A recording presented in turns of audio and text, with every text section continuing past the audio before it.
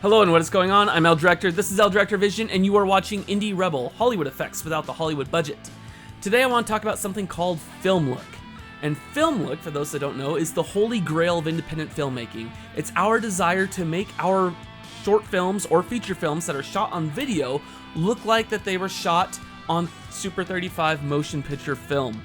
And there's a couple different ways you can do this. Depending on who you ask, like what's the secret to a film look, people are going to say 24 frames a second, right? That goes a long way. We all know this. That's why we've been shooting 24 frames a second for, over 10 years now. Some will say it's shallow depth of field, which you get through large sensors and interchangeable lenses with low f-stops, right? Some people will even go so far as to lay grain on top of the image, and I myself have done this before. When I did Leap Rise of the Beast, I downloaded a gray card, which is basically a piece of gray, 50% gray, shot with a 35mm stills camera, and then you overlay that on top of your image and wiggle it around the screen 24 times a second for the entire duration of your film. The problem with a technique like that, and even with the grain that comes in most of your editing software, is that it is simply an overlay. You're just overlaying it on top of the image, it's sitting on top of the image. It doesn't actually change the DNA of the image. It doesn't make the image respond the way film would respond, and that grain is not integrated in with it the way film grain would be integrated. So I started looking for a solution to this a while ago because I'm working on a short film right now called Fins that is meant to emulate the shooting and the filmic look of the 1970s classic Jaws. And I really want that aged film look, but I want it to look as real as possible. So we shot the film, raw and all this other stuff with the camera. I'll spare the technical details for now. I have an entire behind the scenes talking about how we're making this short film where I'll go into all that detail. But I started looking around for a plugin for DaVinci Resolve, because that's where I do my onlining. I said, there's gotta be something out there that will do this. Just as I started searching for it, this company called Dehancer Pro reached out to me and asked if I wanted to work with them. I said, yes, I would love to check out your plugin.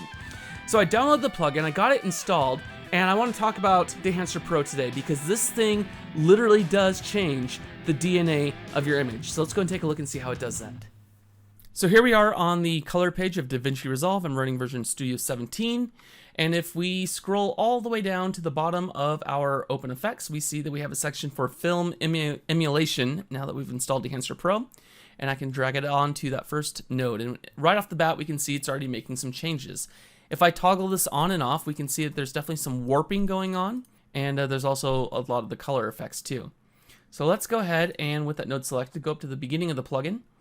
And we're going to set our source. Now I shot this on an Ursa Mini 4K from Blackmagic Design. And so I'm going to go choose camera, vendor, Blackmagic Design, camera. Ooh, and they only have the one camera selected. So I'm just going to have to work with that at this point. I'm going to say, all right, sure. And we're going to use the film mode. So right off the bat, that gets me kind of going. If they don't have your camera, for instance, if you come down here and check out the Canon selection, you can see that there's only 2 cameras here in the Canon selection. So hopefully over time, we're going to see more cameras come out, more camera profiles. But for right now, make do with what she can find or just start with kind of the basic one. The next thing that I like to do is I'm going to come down and I'm going to choose my film stock, what we actually shot this on. And this is where they really excel. There's a whole bunch of different film stocks that you can choose from. A whole bunch of Kodak ones. You got a whole bunch of Fujis as well. I'm going to pick a popular Kodak stock, Kodak Vision 3 200. I just really like the color that it starts me with. It's a more natural look. And you can see it's definitely closer to what we'd been shooting in camera at that point. So now I can come in and we can start tweaking some stuff. We can start playing with our exposure compensations. We can play with our black points and things. So maybe I wanted to tweak this up just a little bit. Come down to the black point. I can screw with that a little. I can either crush that down. I can pull it back. Maybe I want to set my black point right around here. If I'm looking at my levels on my other monitor, right around there should be the black point. Okay. And then this is where it starts to get cool. So now we're going to look at our print stock. This is now after you've shot the film. This is how it would look after I'd shot it. That's looking pretty decent. Now we start playing with the effects and essentially your color grading or color timing as they used to call it. And if I play with my exposure, watch this. Look how organic this is. Okay, the whole image doesn't just go black evenly. It's responding in a way that film would actually respond. And that's what's so cool about this. Same if I bring it up. So I can come in here now and start to dial in my exposure just a little bit. You can play with your contrast. And again, same thing. It's not just adding pure contrast to the image. There's a very organic fall off to this all, the way it's working. And I really, really enjoy that. You've got color density. Okay, we can make those colors brighter, less, more intense, wherever we want them. Maybe I want to stick it somewhere right around there. Color head. This is really cool. This is where you can actually start tweaking the colors of your image. So I can come down, I can make it more yellow. I can make it more blue. And you're literally working with this the way you would with film. These are the same type of settings you would have when you're color timing your movies and your film back in the day. Okay, and you're moving stuff in and out, trying to tweak it in. You got your magenta and green, right? I'll leave that one alone. Cyan and red. And really just get in kind of the look that you're going for. This is a nice kind of golden look. If we go full screen, I'd be like, yeah, okay, maybe that's the look I'm going for this particular film. What else do we have? Film grain. This is where it starts to get cool. Let's go ahead and make this actual size. I'm just showing you the settings that I would tweak, you know, if I'm messing with this plugin and that kind of a thing. So this is kind of how I roll with it. This is now actual size, and I'm going to make the grain definitely a little bit bigger because I'm trying to emulate something from the 1970s. And you can see as I move the slider up and down, the grain gets bigger and smaller over here. And then what I really want to show you now is how the grain changes the DNA of the image. Let's look in right about here. If I turn the grain off down, we can see this line here on the actress. As I begin to increase the grain, that line fades away and you can see the colors start to jumble around a little bit. The grain is literally picking up the color and letting that affect the shape of what we're looking at here. And that's just something really, really cool. It really gets that extra realism. So maybe I want to dial my grain into, I don't know, somewhere right around there. That looks nice. You've got your resolution, you know, your sharpness and your clarity of the film. This is where you can soften your film if you want to make it look really old. You can increase the sharpness and keep a little bit more of a digital look. I actually really enjoy their default here at 50. And you can choose then also how much grain is in your shadows, your midtones, and your highlights. So if you wanted to affect different parts of your image differently, maybe you wanted it heavier in the shadows, we could definitely do that. So that's kind of cool. Now we're going to get into halation. This is one of the really unique aspects to this plugin. I'm going to go ahead and enable it. And at first glance, you may not see a lot of stuff happening here. If I go to mask mode, we can see these red glowy outlines. And what this is that film, photochemical film, when you have an area of high contrast with your dark and your light, it starts to turn kind of red a little bit. You'll see it around lights, like in Top Gun. That's one of the examples on their website. And this allows you to emulate that. And by going into mask mode, I can really see what it's doing. So we can look at the top of his head, and we can look down over here. That's a pretty strong contrast point. So I turn the mask off. We can see there's that little faint red glow around there. We can see it down under here. And if I turn it on and off, keep your eye over here. I'm going to turn that effect on and off. And we can see just the very, very slight adjustment that's making really adds that extra realism to it. If I go back to mask mode, we can actually tweak with the settings and see what they do. So, okay, that turns it down. This turns it up. Same thing here. What do we got going here? That turns it down. That turns it up. Smoothness. Make that look nice and smooth. You can choose to diffuse it in a little bit. Let's see how that looks with the mask mode off. Ooh, that might be a bit strong, but then again, maybe it's that kind of golden hour look that I'm going for or something like that. Like, you've really got a lot of options here. It's like instant light wrap. Really, really cool. I'm going to go ahead and turn that down a little bit, though.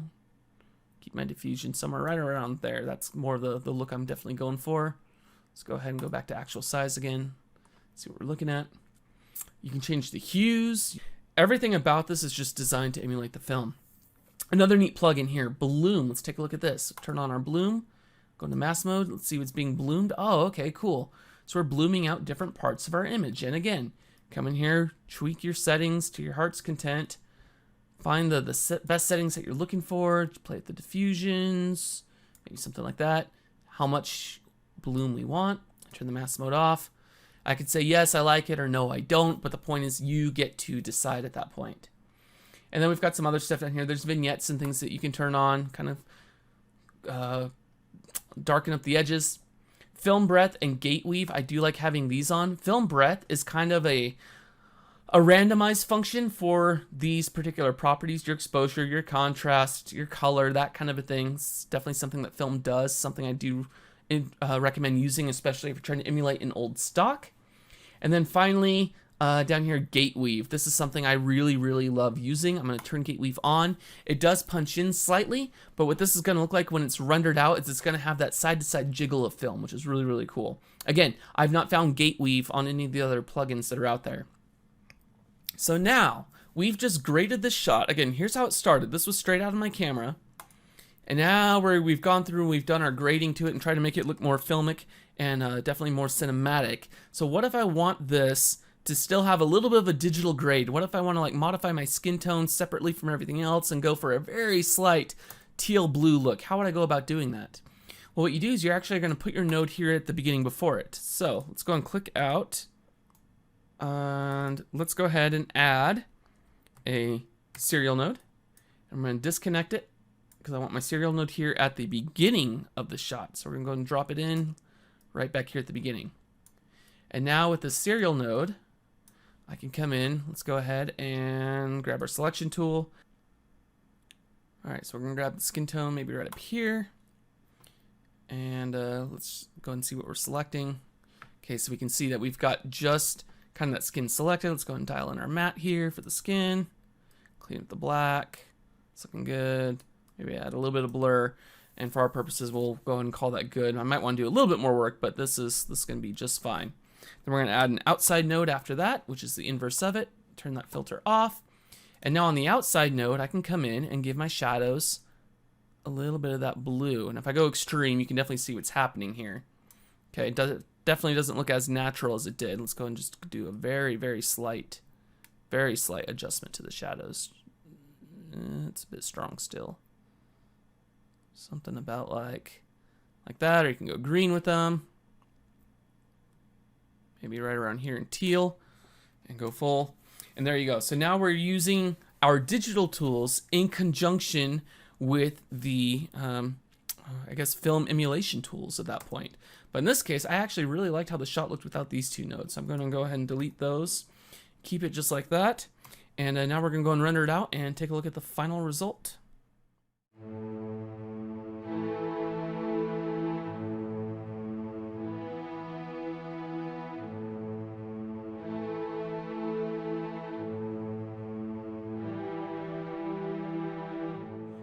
All right, so let's go over some pros and cons to Dehancer Pro. Biggest pro is that it just looks so awesome.